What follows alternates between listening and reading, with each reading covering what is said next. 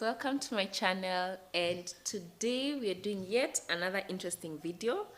And the video we are doing is a get to know me. I feel like the last time I did such a video was so long ago. It was when I was starting my channel, and that is 3 years ago. 2020 or 2021, one of those.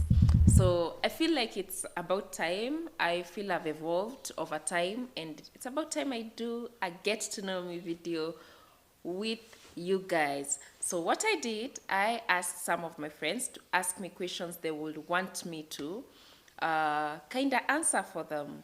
And some of the people who view my channel, and yeah, that is what now that is where I got the questions from. Some of them were naughty, so some of them I'm not going to answer them. Let's get into it. So I'll start with the easiest, and then we go as, yeah. So I'll start with this one. Where did you go to school, and what is your career or profession? Oh, this is an interesting one. I went to Moi University for my undergrad, currently doing my master's. My profession, I'm a finance professional. I did banking and finance in my undergrad, and in my master's, I'm pursuing finance, master's MS finance. Yeah, so basically that is what I went to school to do and what I love. I love numbers. I think for those who know me, you know I love numbers, so I love numbers. But currently I work in warehousing. Yeah, I work in warehousing, supply chain. I'm in the supply chain world, which I'm enjoying doing. Yeah. So ideally that is with my career and profession. Yeah, I think I've answered that question exhaustively. Um, the second question, what motivates you in life? Okay, what motivates me in my life? When I read this question, one of the things that came on top of my mind was, I fear poverty. That's the first thing. That is one of the things that really motivates me to work hard. I fear failing. I think most of my fears in life have made me to be motivated to do better in life, to get to where I want to be.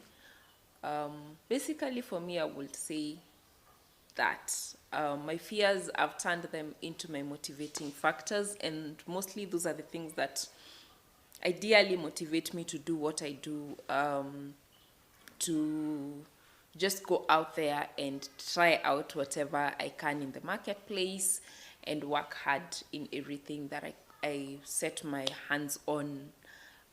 Yeah. I hope I've answered that question right. My third question, the third question was, what are you scared of the most in life? What is your greatest fear? So I feel like that is like the same question. So these are two different people who asked me this question, and I feel like it's just one question. So I've answered it as one question, not as two questions. I don't think this is an animal. But to just put it out there, I don't like anything without legs, especially the crawling animals. I fear them the most. The other part of it, what I fear the most in life, two things. First thing is fear to fail, like in life, fear to fail in life and poverty. That is one of my greatest fear. Given my background, where I've come from, I feel like I'm in a place where my motivation is never to get poor in my life. Like, I fear that. So I feel like I associate failure with poverty. So that is one in the same thing, and that is my greatest fear. My second fear is spiritually related, and that is knowing God and never getting to heaven. Like, how bad is that? How sad is that? Like, I knew God, I knew who He is, and then on that day when they are reading the names, my name is not in the book of life. Like, that is my biggest fear currently. And yeah, so ideally, those are my two greatest fear in life. One is spiritually related, and the other one is just materially related. That is poverty. Okay, who doesn't fear poverty? I don't know, but I do. Yeah. That is on the third question. On the fourth question, this was quite interesting, and girl, I see you. I see you. This came from my friend. You seem to have mastered boundaries. What advice do you have for someone who is trying to come up with some now? Let me repeat the question. You seem to have mastered boundaries. What advice do you have for someone who is trying to come up with some now? Wow. Have I mastered boundaries? I don't know. I know that I'm in the process. I feel like boundaries are things sometimes we have those boundaries that we've created already, and then there are those that sometimes you find yourself in a certain circumstance and you create a boundary towards that. But do I have boundaries? Yes, I do. Can I consider myself as someone who has mastered them? Not really. But since she asked this question, I'll answer that. I'll give it, I'll just talk about boundaries in general. Why do you create boundaries, and what informs you to create boundaries when you're like looking at creating boundaries? So the first thing is you need to know yourself. You need to know what you want, what works for you and what does not work for you. That is the first thing. So the first thing is self-identity when it comes to boundaries, because sometimes if you do not know yourself, you don't know what works for you and you don't know what does not work for you. When you create those boundaries, you'll find yourself creating boundaries that really don't work for you. So the first thing is just get to know who you are. Like the self-identity really plays a big role in you creating boundaries. The second thing that you need to know when you're creating boundaries is that boundaries are to help you have healthy relationships with others and also with yourself. So what this means is there are boundaries you will create for yourself, and then there are boundaries you'll create for other people. Like as you relate with other people, there are areas that you've created boundaries on. I'll give a very simple examples. As a person, you can have a boundary like past 10 p.m. I need to be sleeping. It's a boundary. It's a very simple one. It's very, what is it called? It's not like something big, but it will help you. And the reason why you're creating maybe such a boundary is because you want to be refreshed the next day and come refreshed for the next day as you wake up and all that, and you continue with your daily activities. So that is an example of a personal boundary, because now sleeping, it does not involve every other person around you, it involves you. The second thing, maybe when you're talking now about boundaries with others, mostly, I think just one of the things that I've seen people do when they're creating boundaries, you create boundaries as if it's like block. You're putting a block between you and the next person that you're relating with, and it becomes so much complicated even for your life. I feel like for boundaries, it's just to enhance a healthy relationships between you and the next person that you're relating with. What can you take from another person and what can you not take? And for them to be effective, when you're talking about the way you're relating with other people, for them to be effective, you need to communicate them. Because again, if you have a boundary against something and you don't communicate to the next person you are relating with, then it means that it will not be effective. You'll end up maybe being frustrated or getting mad or cutting people off because maybe you feel like they do not respect your boundaries, yet you have not communicated. So that is another thing on boundaries. I feel like this is a topic that I can discuss in broad on another video. So basically, those are the things that you need to know when it comes to boundaries. Uh, the fifth question, it says, who is your fashion icon? Recently, your fashion sense is quite dope. Okay. Fashion icon and my fashion being dope. Thank you. I'm saying thank you because, I'm trying. Your girl here is just trying. I'm just trying. I'm not there yet. I'm just trying to, like, I'm in a place where I just want to look good and I want to feel good in something that I'm wearing. And that is it for me. Fashion icon, I don't have. I just get inspired by Pinterest. I'm a Pinterest girl. I'm just a random Pinterest girl. I go to Pinterest, search whatever I want, and then I get an inspiration from there. And then when I get to maybe buy something, I buy things that, like, combinations of things that I have had in my vision board, in my board, in Pinterest. Because once I see an outfit that I really like, that resonates with me, I just add it to a board. And then with time now I get to start buying them, and that is what exactly I do. Currently I'm into chic, street a bit and all that, but I'm not really there when it comes to fashion. I'm just trying my best, and most of my inspiration I get it from Pinterest, not really from someone that I'm looking up to. It's just from Pinterest. Yeah. So, what are your greatest regrets in life so far? So, the next question was, what are your greatest regrets in life so far? So, just to speak on this question, the person who asked me this question asked me a really long question.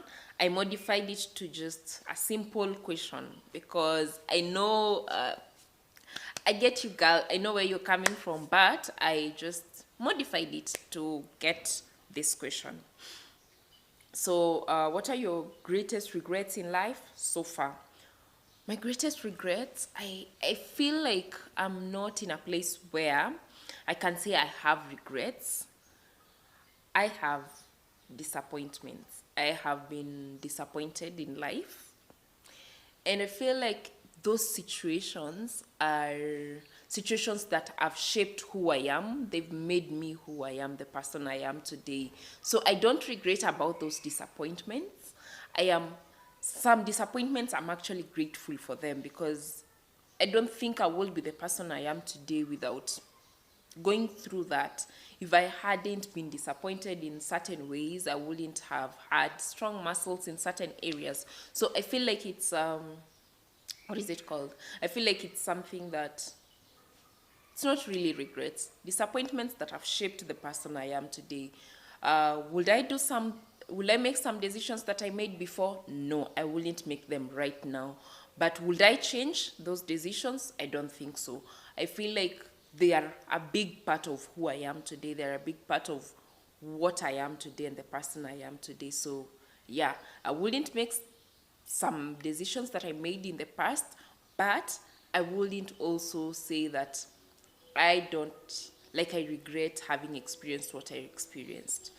I got disappointed. I have been disappointed with certain decisions I've made in life, but yeah, that is it, guys. That is it. The other question is, what will be your ideal perfect day? My ideal perfect day. Okay. For me, I'm kinda an introvert. I think I'm an ambivert, but mostly my personality leans towards being an introvert. So me being such a person means that I like just, let me just put it this way. I like isolated areas. I like just being alone. I like my space. I love my space alone. So when it comes to my ideal day, my ideal and perfect day will be a slow day, a day that I'm not rushing, a day that it's a slow day. Either two things. It will be a day that I'm just staying in and watching movies, or a day that I get to just go see nature. I love traveling, and that is a big part of me. So, an ideal day also would be traveling for me, and to somewhere like the rainforest, somewhere like just somewhere where it's full of nature. That will be an ideal, perfect day for me. Just being in nature, or being in my house alone. Alone, and just, yeah, maybe watching a movie, but a slow day for me, or a day that I'm just traveling and seeing beautiful sceneries in nature. Yeah, that is my ideal day. This question, I also modified it. Um, what is your ideal perfect first date? My ideal perfect first date. Um, I'm laughing because the question was very different from what I modified it to be. But yeah. So, my ideal perfect date. Um, this I would want to say, for me, a perfect date is a date where we have good conversation. I love a good conversation. I love a conversation that is flowing. I don't like those awkward moments. Like, just a good conversation for me will do it. I don't even care whether we get to eat, but also if we're eating, please, good food. But my perfect ideal date will be a date with good conversation. That will just be my highlight. And yeah, for me, that would be my perfect date, even if it's just walking in nature and all that. But my ideal perfect date, first date, will be a good conversation. Yeah.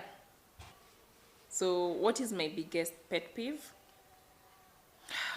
For me, my biggest is just someone who is not being, just unkindness. Me, I don't resonate with unkindness. Like, I don't. And especially someone who is just unkind and very arrogant. Especially, like, how do you even just become the people you meet, even people you've never met, or just to strangers? People are just unkind to strangers, just mere strangers, someone maybe you'll never meet in life.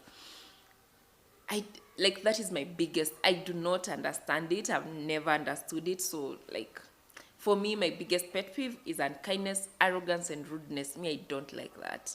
Those three, like, unkindness especially, like, I don't get it. I don't get it. Yeah. So that is my biggest pet peeve in life. Um.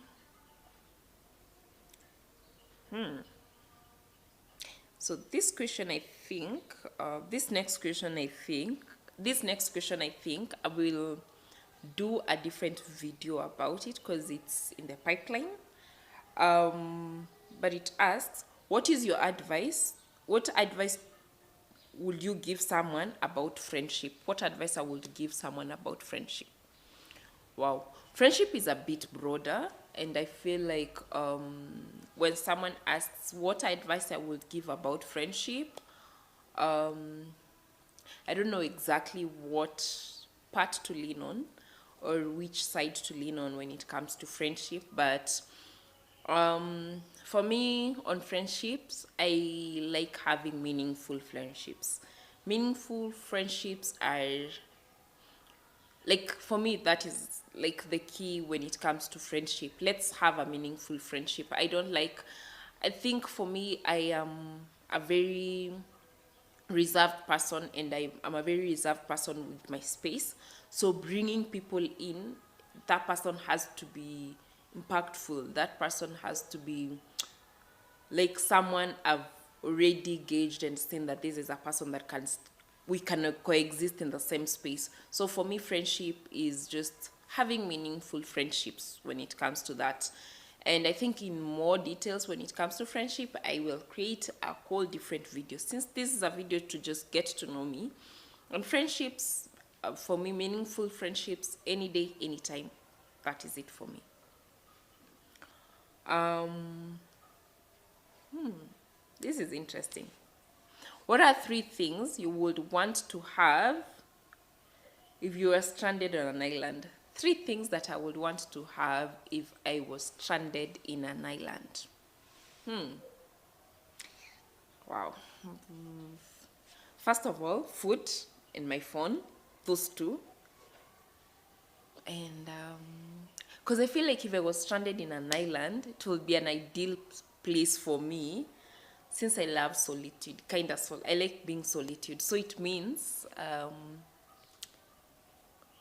when I get food and a phone, the third thing, maybe a jet or just a plane, in that when I want to get out of there, I would get out of it, or a boat. Yeah, I've said four things. But the third one is a jet or a boat, the two, so that I can get out of that island if I want to. So, but stranded means you don't have a means of getting out of there, right?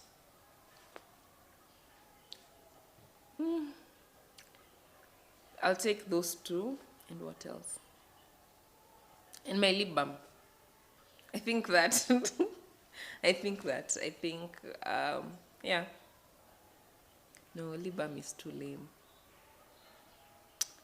I know food is important. I know my phone is important, because with my phone I can do anything with it. Yeah, let's leave it at that. Let's leave it at that. I don't know. Three things. I hadn't thought about this question really, because this question's just come in a few minutes ago. Yeah, but basically I think a means of transport from there, food, phone, full stop, done. Who has influenced you in the way you live your life? Who has influenced me in the way I live my life? I don't think I have a specific person that has influenced the way I live my life. But one thing I know is I feel like my background has influenced the way I live. My parents, that is my mom, my dad, they've played a big role on how I live my life, and also God. I feel like my religion, that is like my salvation,